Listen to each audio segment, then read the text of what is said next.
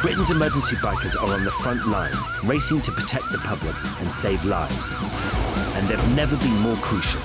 With 33 million vehicles on the UK roads, the country's congested cities and major routes are the busiest in Europe. The bike squads of Essex Police and West Midlands Ambulance Service provide help where it's most needed, fast. Brief off job. No reason you can have a lock knife. Straightforward offence. How many bangs did you hear?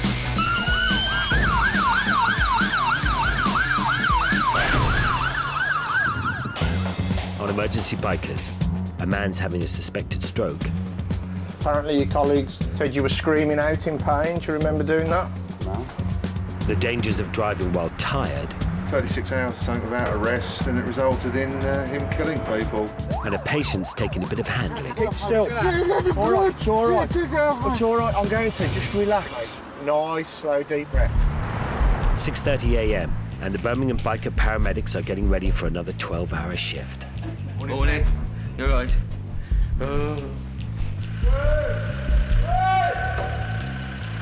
My baby, my pride and joy. It's 2 years old and done 1,200 miles. Doesn't come out in bad weather. Gets looked after. It's a she. So she gets lots of TLC. A bit of money spent on her.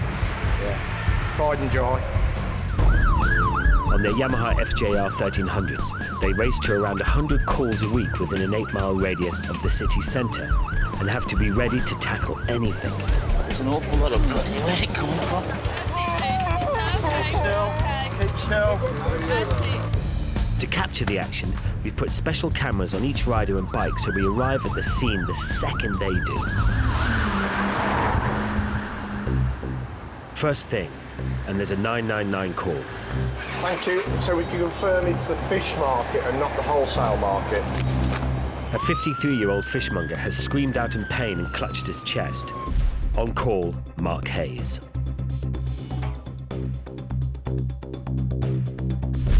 Manoeuvring the bike, top speed 130 and around 4 times his own body weight, demands skill. After 2 minutes, he's first on scene, arriving in half the time it takes an ambulance. Every minute saved is crucial in the battle to save lives. What's happening? Well, somebody started screaming out, somebody's holding him still. First I thought he might have been a fit, I run up straight away, this is how the happened.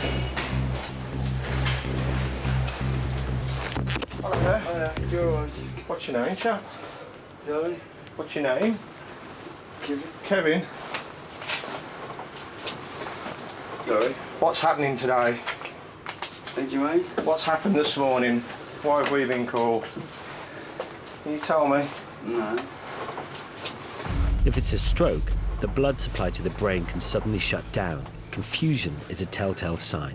Mark runs a few basic tests. Okay, do me a favour, can you squeeze my hands for me? Hard as you can, hard, hard. Good man, well done. Okay, hold your hands out in front of you. Nice and high. Okay, not to worry, relax.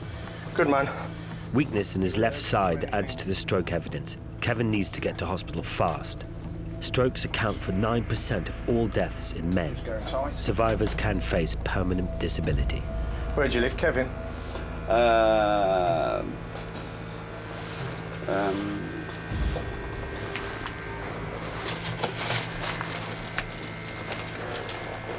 Not to worry, I'll come back to you. No, it's all right.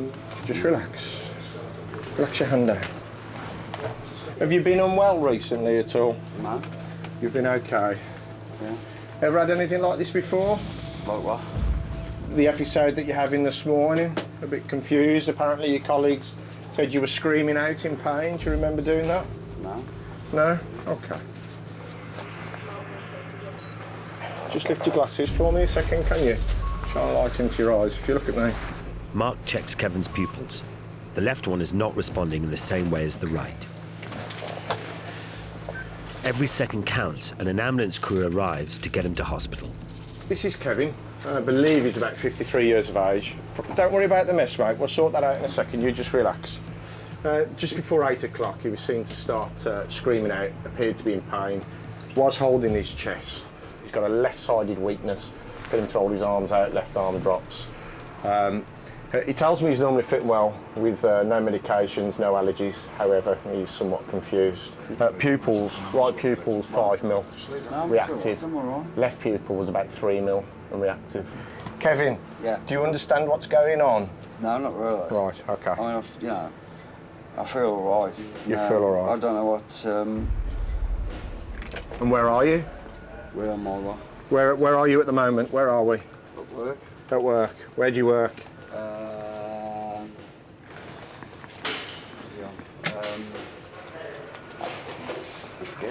Okay. Well, for those reasons, we need to pop you to the hospital. Yeah. All right, mate. Yeah. Okay. It's really important that people know the signs of a stroke, which can be anything from slurred speech, confusion, weakness in any of the limbs, facial muscles can droop to one side. It's really important to act quickly with a stroke because time is brain, basically. The quicker you react and get to a place of treatment, i.e. hospital, the quicker the hospital now can do procedures to minimise the damage, minimise the effect of a stroke. In the back of the ambulance, Kevin's more alert. With luck, treatment and rest, he should recover. What can happen with a mini stroke, it's short-lived and you do see a quick recovery. If I remember correctly, a TIA, transient ischemic attack, which is a mini stroke, short-lived, and you normally recover within 24 hours or so, as opposed to a full-blown stroke, which could be months and months of rehabilitation. Essex, 5,000 miles of roads for the biker cops to police. Key routes in and out of major ports, Stansted Airport and London. One stretch of road has seen 1 death and 32 injuries in 6 months. On patrol, PC Martin Ackers.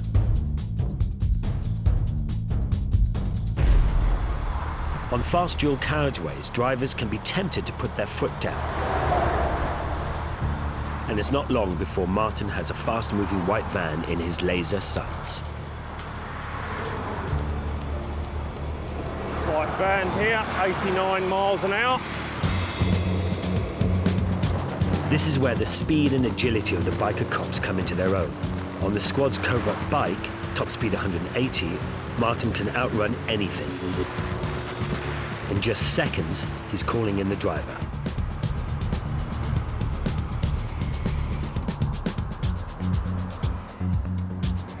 Hello there, come and join us on the pavement for a couple of ticks.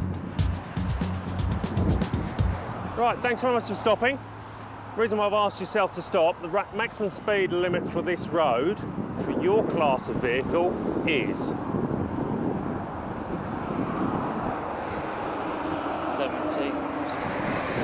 60. Single carriageway, 50 miles an hour. Dual carriageway, 60 miles an hour. Motorway, 70 for that class of vehicle. That's 70? That is a 60 on a dual carriageway. That is your recorded speed today. 89 miles per hour.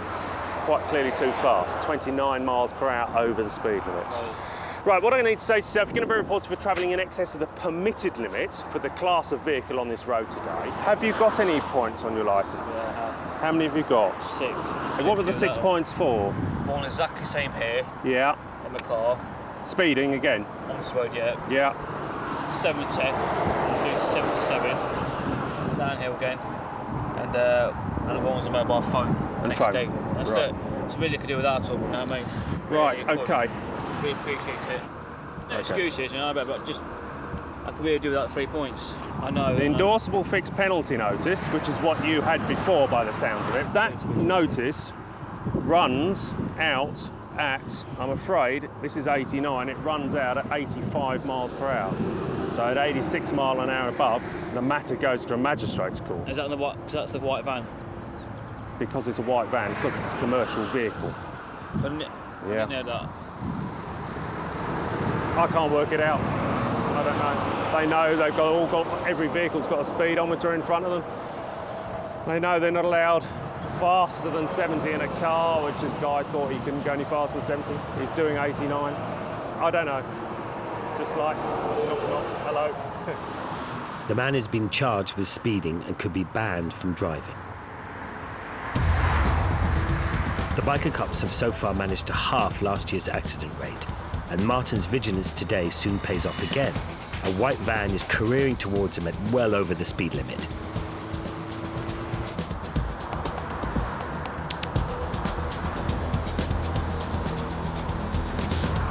Come and join us on the pavement just for a couple of minutes. Thanks very much. The reason why I've asked yourself to stop. The maximum speed limit for your class of vehicle along this road is 60. Right. Your recorded speed. A little bit high, isn't it? 105 miles an hour, 45 miles per hour over the permitted speed limit. Is there any reason for the excess speed at all today? No? Didn't even realise it was going that far. You obviously realise that you're in excess of the permitted limit. You must have been at those sort of speeds. I didn't think I was any more than 70, but obviously... Right, OK. Well, when I saw you coming down the hill there, I thought, my God, this guy's shifting. That was my first impression. And then this has backed up my evidence. That's quite a high speed, really, isn't it? Yeah, for a restricted... Sorry? I didn't think I was capable of it. But... They are. They are. I've stopped many at that speed before. Yeah. Oh, yes, yeah. It's a shame that these people feel the need to go those sort of speeds when it's quite clearly not necessary, especially in his... I asked him whether he needed to do that speed, and he had no reason for doing the speed whatsoever. I don't think they really think of the consequences, what can happen afterwards. You know, should he be involved in a crash at that high speed? Nice to meet you, sorry about circumstances we have to meet under. All the best. I think he's looking at perhaps a small period of disqualification for that one. That's quite a high speed, really. The driver is being charged with speeding. He could lose his licence. When he's off duty, Martin likes to take things a bit more slowly. But for this passionate biker, it still involves being on less than 4 wheels. This is Sidecar Trials. It's a pre-1965 Triumph we've got here. Purpose-built for trials work. Although I do all the riding at work, I don't ride this off-road. I'm a passenger. I've had enough of riding during the week, so my friend Alan does the driving of the bike. It's all slow speed stuff. It's all over rough ground, obstacles. Very technical, really. All good fun. It may be slower than his BMW cop bike, but it's no less demanding. You can't ride this bike on your own. You've got to have a passenger in it, otherwise it will tip over. It's down to me to lean out the side of the sidecar to get as much weight to counterbalance the lean angle and hopefully get round that obstacle. We tend to get it right most times, but there's been the odd occasion. It's been a passion of mine. I've been on bikes now for 30 years. It's just one of those things, it's in your blood, you can't get rid of it. And this is just one way. Now I'm getting on a bit of slowing down a little bit. I think I've done all the race tracks and everything, and they hurt when you fall off. This one isn't too bad, not at sort of like 5 miles an hour anyway.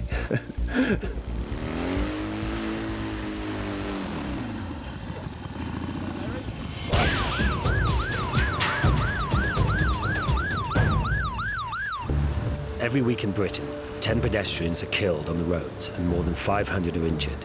And in Birmingham's evening rush hour, a man has been hit by a car crossing the road from a pub.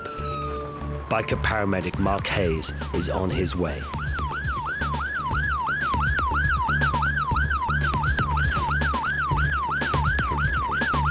He covers just under 5 miles in 5 minutes. A senior ambulance officer happened to be passing by, and a woman is comforting the patient. My name's Mark. I'm a motorcycle paramedic. We're going to be looking after you. What I need you to do is keep nice and still for me. All right. We're going to check you over head to toe, and we're going to get you to hospital. All right. Okay. We'll sort that, mate. Don't worry. We'll sort that. Where have you got pain at the moment? Everywhere. Everywhere. All right, mate. The man has hit his head on the bonnet, and he's bleeding heavily. You can't, mate. I need you. I want to do what I want to do. Keep still, matey. Let me pop this on you. Fellow biker paramedic Barry Rudge steps in to help immobilise the man's neck. They can't afford any risks with back and neck pain. Any movement could result in paralysis, but trying to get to the bottom of the man's injuries isn't going to be easy. We need to start doing some checks on... you leave me alone, I'll tell you. Listen to me. We need to... Move it. No, just keep still a second. What we need to do, we need to start doing some checks on you. I don't want you moving because we don't know what injuries you've got. It's really important that you don't move. Do you understand what I'm saying? I know you're in pain. I'm going to need to get to your arm. We're going to have to cut the sleeve of your jacket. I can't move you. No, don't cut it. You can't get your arm out. He doesn't want his jacket cutting and tries to take it off himself. Keep still, keep still. I'll do it. Keep still. All right, it's all right. It's all right, I'm going to. Just relax, relax. Nice, listen to me, mate. Nice, slow, deep breaths, yeah? We're going to have a go, get it off. We can't take, that's too painful. We can't take that off you, mate. Can't do, yeah, straight off. Ow! Where does that hurt? Oh, bro. Where? Which one? Right, that's the whole reason why it needs to be cut and not moved. Oh, buddy, got it, man. Keep still. Keep still, keep still, keep still. What's it supposed to do? You know when you yell, where does it hurt the most?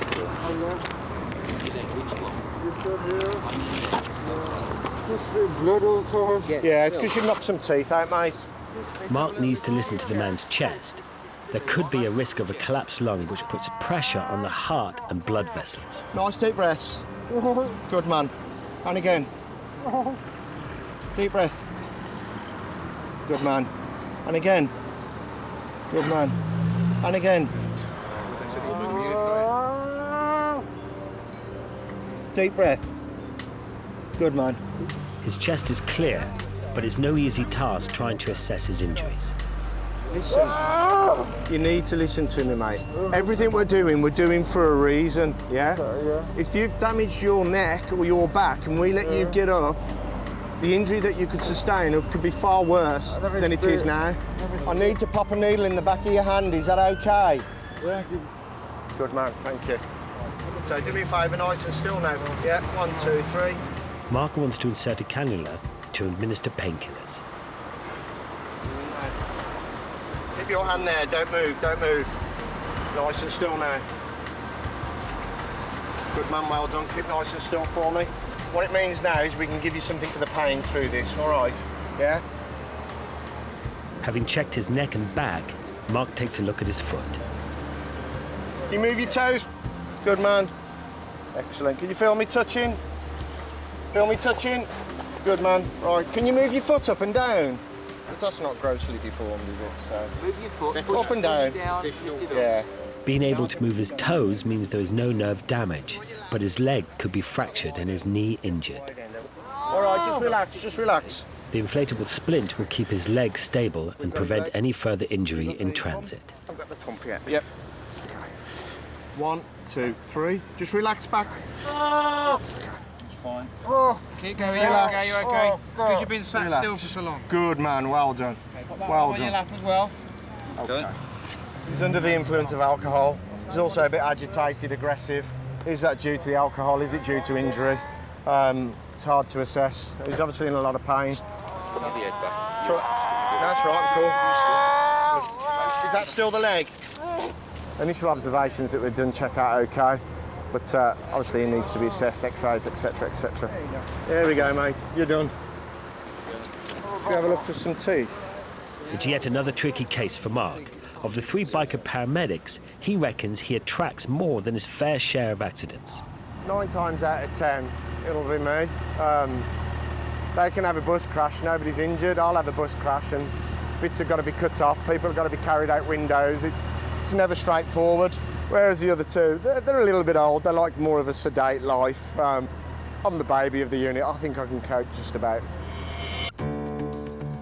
Essex, 7 a.m, Biker Cops HQ. And there's a special operation. On duty, PC Ray Jeffrey.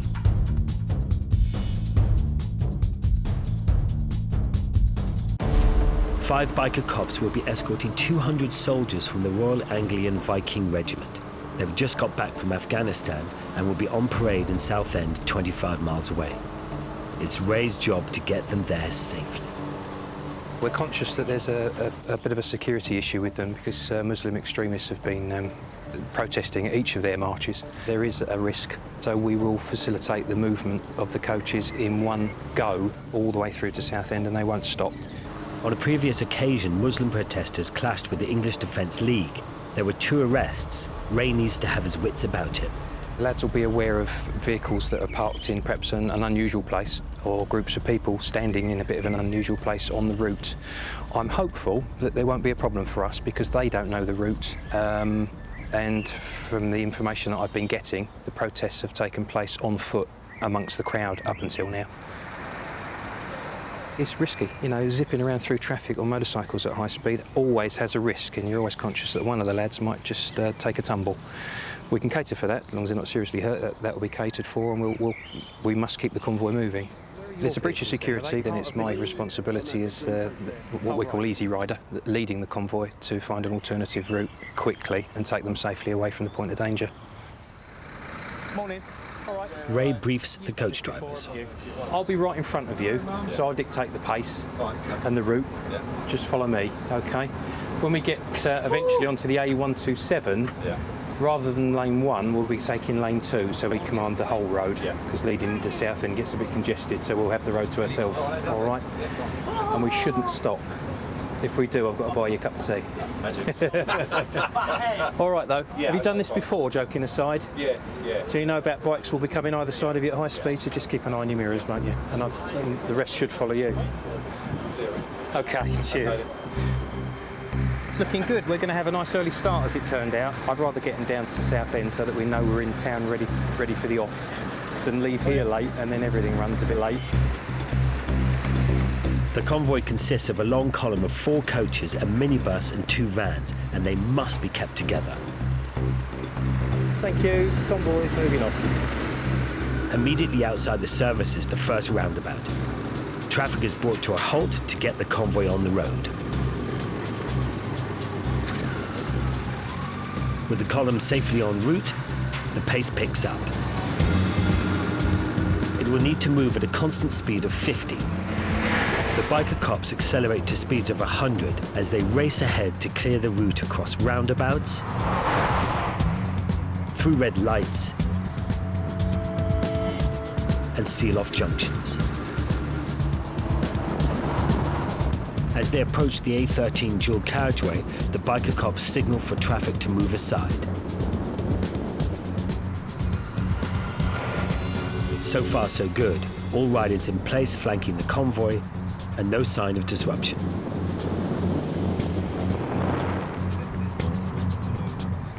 The outriders sprint ahead to clear the next junction.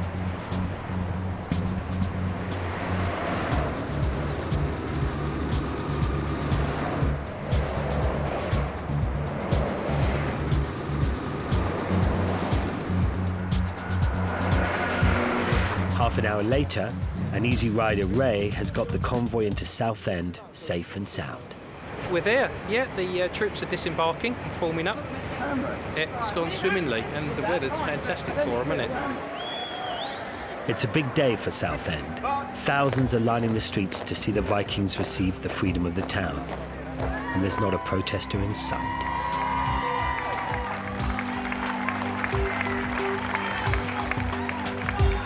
It's the sort of job Ray loves. I enjoy these days. It's really enjoyable, especially as the weather's good for us. You just feel like you're actually doing your little bit for the military, you know, for the lads that are across the waters fighting for us as we speak. This particular regiment, I understand, have lost 5 of their number in recent years in Afghanistan. And if we can assist them in any way, that's good. I like that.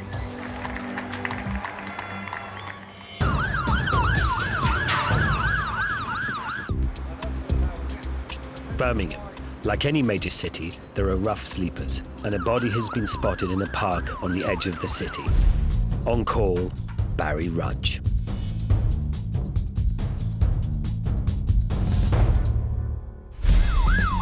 He covers just over 3 miles in under 4 minutes to the park in the city suburbs.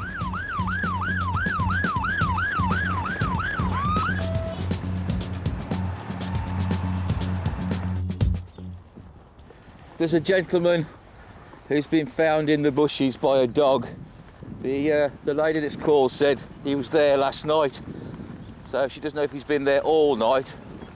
We don't actually know if he's alive yet or not either, so... The man's in there, he's conscious, but he just seems really cold. Can you hear me? Hello, sir, can you hear me? Hello. Oh, you're very cold. Not the warmest of nights to be out all last night, young man. We'll get you sorted. All right. It's been a warm late spring, but temperatures can still plummet to below zero overnight. And alcohol lowers body temperatures even more.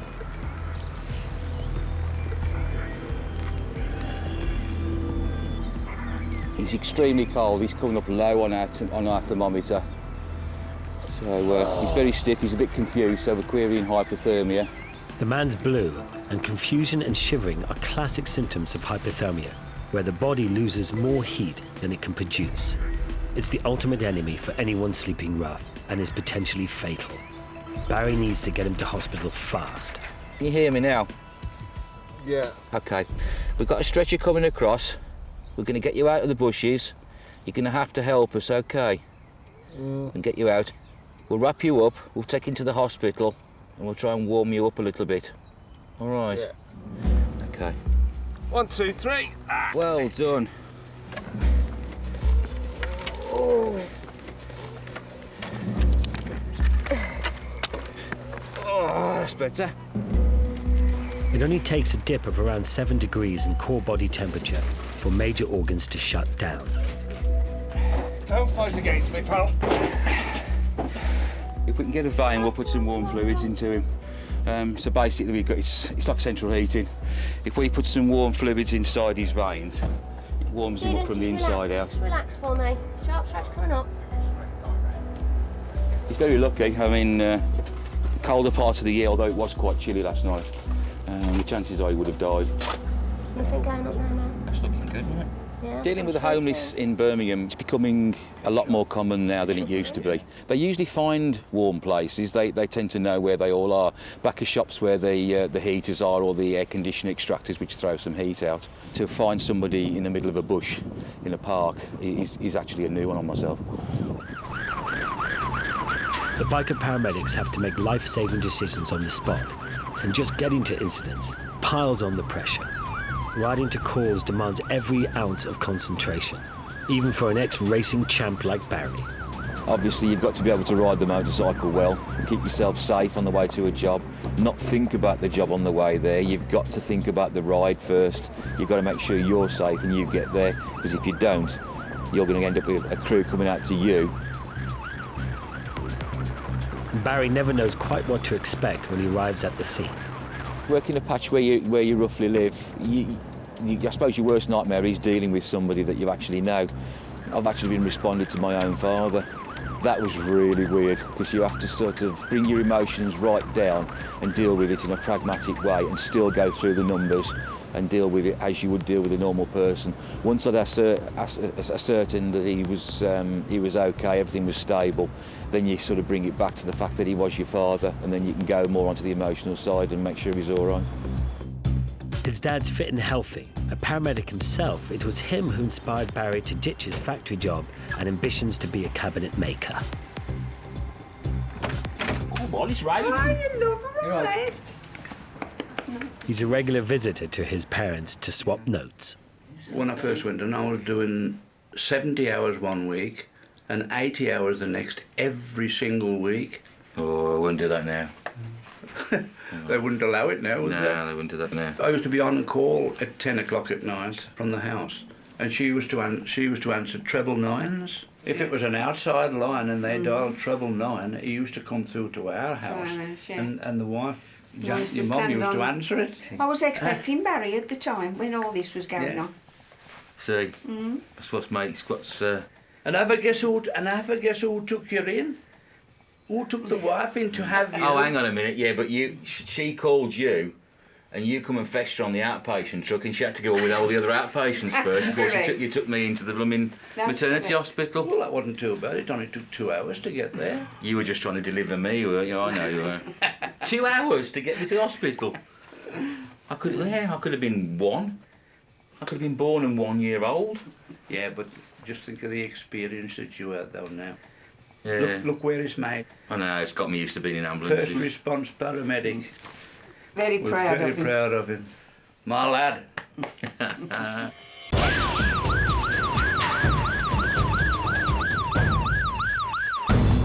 Essex and the fight against a growing problem, insurance dodgers. 1 in 20 motorists drive without insurance. Weeding them out, automatic number plate recognition cameras. In the UK, they snap 14 million images a day. On patrol in Grays near the Thames Estuary, PC Mick Wills. He's soon tipped off about a car that appears to be uninsured. Mick pulls over the driver. The car's been bought to sell in Africa, but the man's not covered to drive it on his existing insurance. You're not insured, basically. What it is here? Yeah. What it you is can drive is... other cars Yeah. that you don't own, Yeah. and you can drive the car you've got the policy on. Yeah. You can't drive another car that you've bought, so you'll be reported for that offence, okay? You don't have to say anything, but there may harm the offence if you don't answer one question. Yeah, okay, yeah. Something later on in court, and if you do so, maybe give me evidence. Right, I've seized the car now, so we will dispose of it. I'll take some details from you. You'll have to go to court for no insurance. But that's not all. The man's been using an African driving licence. When did you become a legal resident of the UK? Oh, 1989, years ago. Well, then you need a UK driving licence. So you're driving without insurance and you're driving without a driving licence. So you're going to be reported for both those offences, and we're going to seize the vehicle. Can the shippers come and pick it up? No, this is my car now. I've seized this. Right, okay. Until such time as you come up with some insurance. The car won't be heading to Africa today, but there's an even bigger problem. The date of birth and address the man supplied do not tally with the police records, and checks reveal previous convictions. It's all a bit of a riddle. Biker Squad Sergeant Nick Edwards steps in to try to get to the bottom of things. You've been arrested before, haven't you? For what? No, I've never been arrested before. For fraud. No. You need to just be honest with us. I'm honest. That's what I'm telling you. You know, you're saying that you've never been arrested, and you clearly haven't been arrested. Not in the names he's talking about. That's not my date of birth, is it?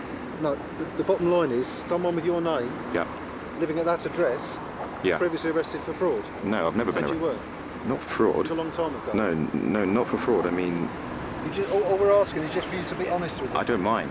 I don't have a problem with that. I don't have a problem talking to you. Yeah, he has those scars. That is a gentleman. He's given a different date of birth, as you know. We've seized the vehicle. We've gone into his details, and he's got different date of birth. He's given us an address which we can't check out. You've given me an address which you can't verify. So the way to verify that. Okay, so what? How can I do that? Whom do you want it to be? Pardon? Do you want to ring my friend? No, because that won't really help. It could be anyone, couldn't it? What do I do? Oh, you want a voters register there? Voters Yes, register. I've just voted. I just voted this morning before I came out. From that address? From that address, yeah. Right, that'll help. Where did you vote? SE8. You do a voters on an address to follow? What time did you vote? I voted about 38. something to 9. You voted at 9 Yeah. in South East London. Yeah. It's now 10:05. You're in Essex. I took a train down here. Right. Yeah. To pick this vehicle up. I voted. I voted in the morning before when I came out. Right, so you came out at 9 o'clock, you voted. I'm not very sure about the time. Don't quote me on that time. You just told me it was 9 o'clock. Well, I'm not too sure about the time. Can we save a bit of time here? Because I've just checked the voters register for that address. I'm not there. No, you're not on it. Which one? On this So you address? couldn't have voted. What I'm saying is, from our point of view, What's the we need address to on be that sure last? that where we send the summons to, Yeah. you're going to be there. When you send me my summons, right, I need to make sure I answer to them. Otherwise, I'm going to get in trouble. What I'm going to do, I'm not at all happy with the details you've given me, so I'm arresting you, okay? So we can ensure service of summons and ensure we've got the right person. That is no problem, officer. You're just doing your job. Yes, he was basically making his answers fit the questions, really. We need to make sure we can follow them through with a summons, and he goes to court, so he's going to the police station while we take his fingerprints and just, verify his address, basically. He's been searched briefly. He's given, two different addresses while we've been talking to him, so obviously there's something not quite right. We take it very seriously. If you're involved in an accident with someone that's not insured, then it becomes very complicated for you. It's just a complete pain, really. Most people pay their insurance and pay a lot of money for it. So, people that don't deserve to lose their car. The man has been charged with having no insurance and driving without a British licence. Essex, Operation Mermaid. Random checks on the thousands of lorries that daily thunder along the major county routes and pour out of the ports. It's only recently that the biker cops have been empowered to impose on-the-spot penalties to continental drivers. Today, they're after anyone breaking driving time rules. On patrol, PC Steve Stomp Allen. I do like the HGVs and having a look through the tachographs and enforcing goods vehicle legislation. He knows only too well that a tired driver is a lethal driver. There are several high-profile ones in the county where they've shown that the drivers have had considerable periods without rest. 36 hours or something without a rest, and it resulted in him killing people. And that's what this is about, is to make sure they have the rest and obviously improve road safety. The biker cops on their powerful BMWs, acceleration 0 to 60 in under 4 seconds, can pull in 4 times as many suspects as a police car. And more than 2,500 drivers have been done for infringing rest rules. Stomp is standing by to investigate this Italian driver's tachograph, which records how long and how fast he's been travelling. Disc or card? Disc. Every driver should have an 11-hour break from the wheel in every 24 hours. Across 6 days, they can get away with no less than 3 9-hour breaks. But there are 2 periods Stomp is not happy about. It shows 9 hours rest, but he's interrupted it on 2 occasions. Now, if you interrupt your daily rest to go on and off a ferry, you've got to extend that rest up to 11 hours. A check of the discs in the mobile office confirmed that the drivers worked twice during the night to get onto and off the ferry. It might seem a minor infringement, but the biker cops believe in playing it tough. Pay now rather than pay later with potentially lethal costs. The driver's lorry will be clamped for 11 hours to enforce the correct brake. He will also be fined £200, which, due to the language difficulties, needs to be explained to his head office. He will need to pay me £200 before he goes. Cosa che dice? Stomp's got no time for anyone who criticises the crackdown. I get aggrieved slightly that there are people out there doing it. I try not to let it become a personal issue because I don't think that's right. As now I'm a parent, I am a lot more considerate for what's going on out on the roads, and I worry for my family more. In one day alone, Essex police have been known to clamp 16% of the lorries they stop. And in his experience over the years, traffic cop PC Gary Winfield suspects it's not always the drivers who are at fault. I personally feel it's all to do with the companies want to make money, and it's all to do with pushing the drivers as far as they can. I think it all boils down to making money. This driver has also failed to take enough rest, which cost him £60. Okay? Okay. More than 17 grand in fines has been exacted in Essex in just 3 months. And drivers know the biker cops mean business, with nearly 100 Operation Mermaid crackdowns a year.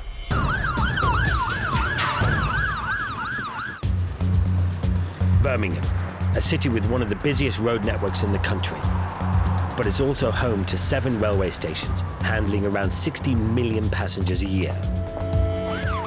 Mark's racing to Snow Hill, the second largest station within the city.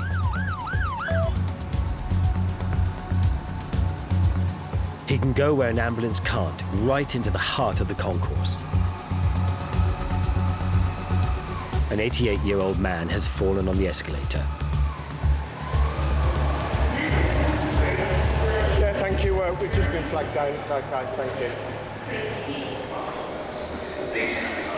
Hello. You're right there.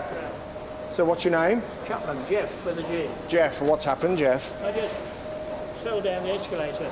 Oh, right, okay. Okay, have you got any pain in your neck? Keep still. Any pain down your chest? No. Deep breath? Marvellous, good man. Any pain in your tummy? None whatsoever. Excellent. Where are you off to? Wolverhampton, then to Spain. Oh, right. When did you go to Spain?